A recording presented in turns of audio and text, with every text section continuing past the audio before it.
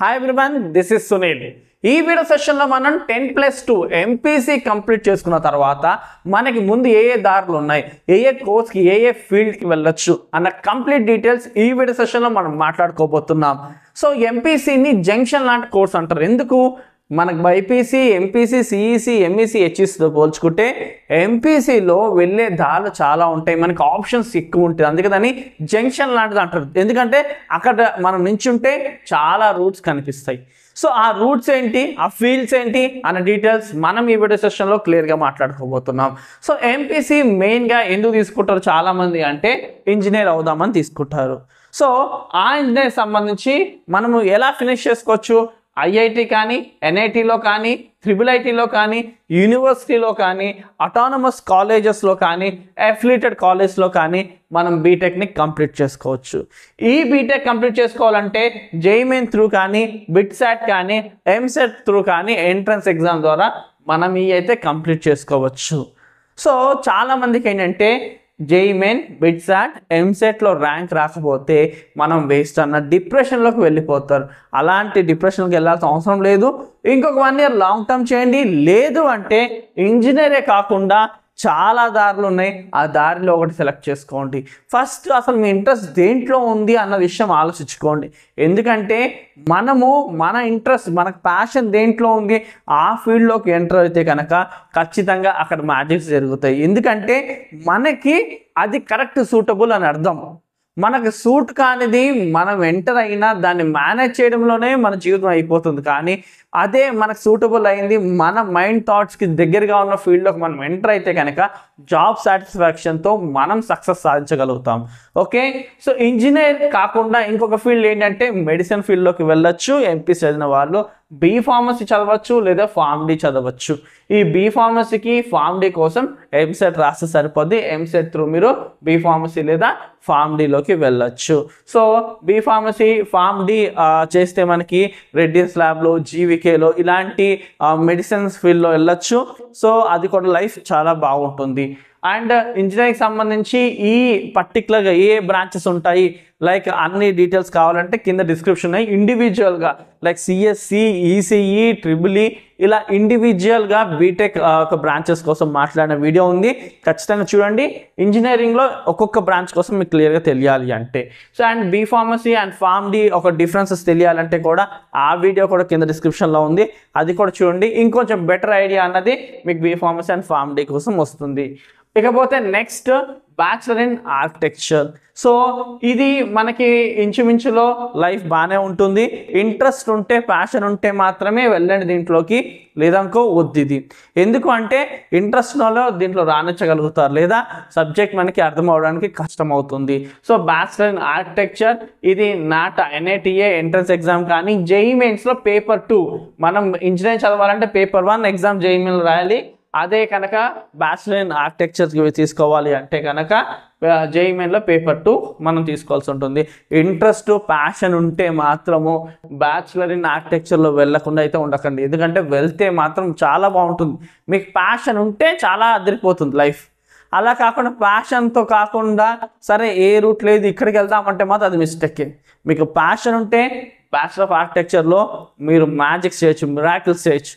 కాబట్టి మీ ప్యాషన్ వైపు మీరు అడుగులు వేయాలి. ఓకే, నెక్స్ట్ చూసుకుంటే డిగ్రీలో మనకి బీఎస్సీలో చాలా ఆప్షన్స్ ఉన్నాయి, like BSc computers and BSc stats ఇలాగా. కాబట్టి మీకు ఏదైతే అనుగుణంగా ఉందో దాంట్లో తీసుకోవడానికి ఇంట్రెస్ట్ చూపించండి. అండ్ ముఖ్యంగా డిగ్రీ తీసుకుంటే ఎలా ఉంటుంది, ఇంజనీరింగ్ తీసుకుంటే ఎలా ఉంటుంది, డిగ్రీ వర్సెస్ బీటెక్ అన్న వీడియో కూడా ఉంది, అది కూడా కింద డిస్క్రిప్షన్లో ఇచ్చాం, ఖచ్చితంగా క్లిక్ చేసి చూడండి, మీకు చాలా హెల్ప్ అవుతుంది. అండ్ డిగ్రీలో మనకి ఎంపీసీ బేస్డ్ ఆన్ మనకి బీఎస్సీ ఉంటుంది. ఒకవేళ మ్యాథ్స్ ఇంటర్లో చాలా కష్టమైపోయింది, యాక్చువల్గా నేను ఫోర్స్తో వచ్చాను, నాకు మ్యాథ్స్ అంత ఇంట్రెస్ట్ లేదంటే కొంత వేరియేషన్ కావాలి, నాకు మ్యాథ్స్ సూటబుల్ కాదు అనుకున్న వాళ్ళు బీకామ్ కూడా తీసుకోవచ్చు, బీకామ్ కంప్యూటర్స్ కూడా తీసుకోవచ్చు, అకౌంట్స్ ఫీల్డ్కి వెళ్ళొచ్చు. మీరు కావాలంటే ట్యాక్స్ ఫీల్డ్లోకి వెళ్ళొచ్చు. అండ్ అలాగే మీరు కావాలంటే బ్యాంక్ మేనేజర్స్ లాగా వెళ్ళొచ్చు, అకౌంటెంట్ ఫీల్డ్లోకి వెళ్ళొచ్చు. సో ట్యాక్స్ అసెస్మెంట్ చాలా ఇప్పుడు అప్రైజింగ్, చాలా బాగా ఉంది ఎర్నింగ్ అందులో కూడా. సో బీకామ్ అలా కూడా ఫోకస్ చేసుకోవచ్చు. బీబీఏ కూడా తీసుకోవచ్చు. బీబీఏలో ఏంటంటే టాప్ లెవెల్ మేనేజ్మెంట్ కానీ మిడిల్ లెవెల్ మేనేజర్స్గా మనము వెళ్ళొచ్చు. కాబట్టి ఎంపీసీ చేసిన వాళ్ళు బీఎస్సీ డిగ్రీలో తీసుకోవచ్చు.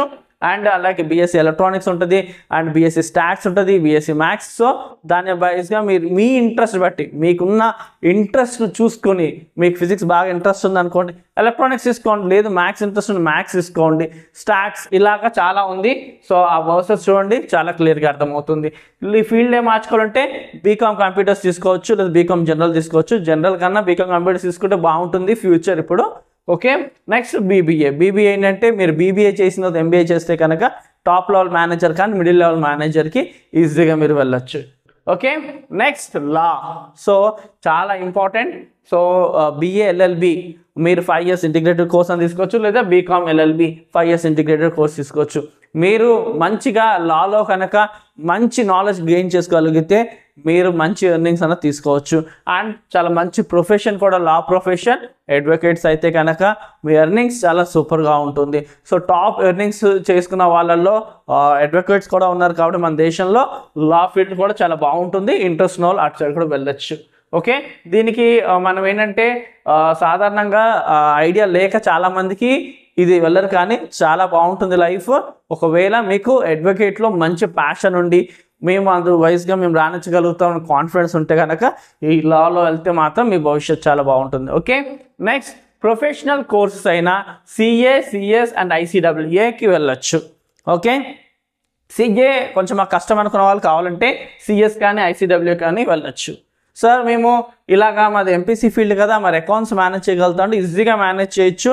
ఎంపీసీ తీసుకున్న వాళ్ళే ఇంకా బాగా ఈ సిఏ, సిఎస్, ఐసిడబ్ల్యూలో ఇంకెక్కువ రాణించగలుగుతారు. ఎందుకంటే వాళ్ళ మ్యాథ్స్ బ్యాక్గ్రౌండ్ ఉంటుంది కాబట్టి దాని బేస్డ్ ఆన్ అకౌంట్స్ ఇంకా ఈజీ అయిపోతుంది. క్లియర్ కదా. Next NDA. సో డిఫెన్స్ దాంట్లోకి వెళ్ళాలి. ఆర్మీలో కానీ, నేవీలో కానీ, ఎయిర్ ఫోర్స్లో కానీ వెళ్ళొచ్చు. వెళ్ళాలి అంటే కనుక ఎన్డీఏ ఎగ్జామ్ను మీరు క్లియర్ చేయాల్సి ఉంటుంది.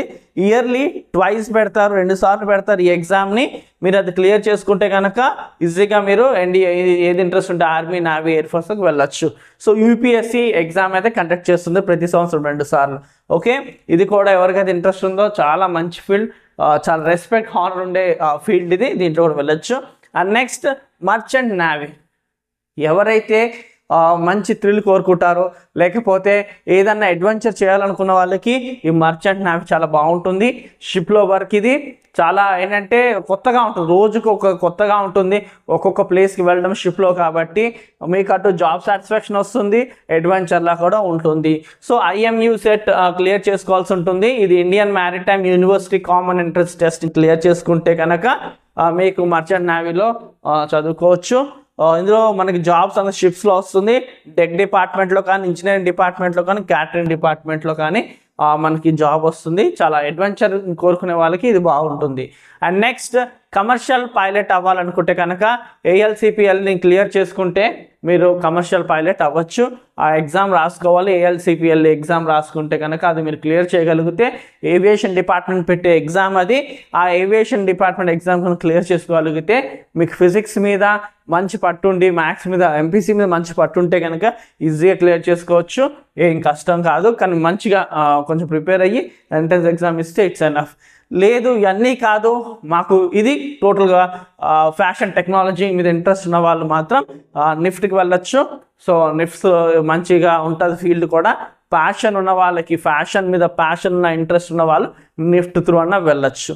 సో ఇలాగా ఎంపీసీకి చాలా దారులు ఉన్నాయి. మీ మైండ్ సెట్కి ఈ దారుల్లో ఏది సూట్ అవుతుందో ఫస్ట్ అది ఆలోచించండి. ఆ తర్వాత అటువైపు అడుగులు వేయండి. ఒక్క ఫీల్డ్లో మనకి అరే ఒక ఎగ్జామ్ రాసి మనం ఫెయిల్ అయ్యో ఎలిజిబిలిటీ సాధించకపోతే మనం వేస్ట్ అన్న ఫీలింగ్ మాత్రం వద్దు. ఎందుకంటే మనకి చాలా దారులు ఉన్నాయి. ఏ ఒక్క టెస్ట్ కూడా మన క్రైటీరియాని డిసైడ్ చేయలేదు. కాబట్టి మనకి ఎక్కడ ఇంట్రెస్ట్ ఉంది, మనకి ఏది సూటబుల్ అటువైపు మనం అడుగులు వేయాలి. అప్పుడు ఖచ్చితంగా మనం సక్సెస్ సాధించగలుగుతాం. మనకి సూట్ కాని దాంట్లో మనం వెళ్తే కనుక మనం సక్సెస్ సాధించడం కష్టం. కాబట్టి మీకు ఇందులో ఏది సూటబుల్లో చూడండి, దాంట్లో వెళ్ళండి. అండ్ మీకు దీనికి సంబంధించిన ఇదేది సిఏకి సంబంధించిన వీడియోస్ కూడా కింద ఉంది. అసలు సిఏలో ఎలా ఎగ్జామ్ ఏంటి అన్నది ప్రొఫెషనల్ కోర్సెస్ కోసం కూడా. కాబట్టి ఈ వీడియోకి సంబంధించిన ఇంటర్లింక్ వీడియోస్ అన్నీ కూడా కింద డిస్క్రిప్షన్లో ఇచ్చాం. ఖచ్చితంగా ఒక్కొక్కటి క్లిక్ చేసి చూడండి. మీకు అసలు మీ ఫ్యూచర్ని ఎలా డిజైన్ చేసుకోవాలో అన్న ఫుల్ క్లారిటీ ఈ వీడియో సెషన్ ద్వారా మీకు వచ్చింది అనుకుంటున్నాను. అండ్ కింద లింక్స్ కూడా చూడండి, అప్పుడు ఇంకొంచెం బెటర్గా వస్తుంది మీకు. Thank you for watching. Do share and subscribe our channel.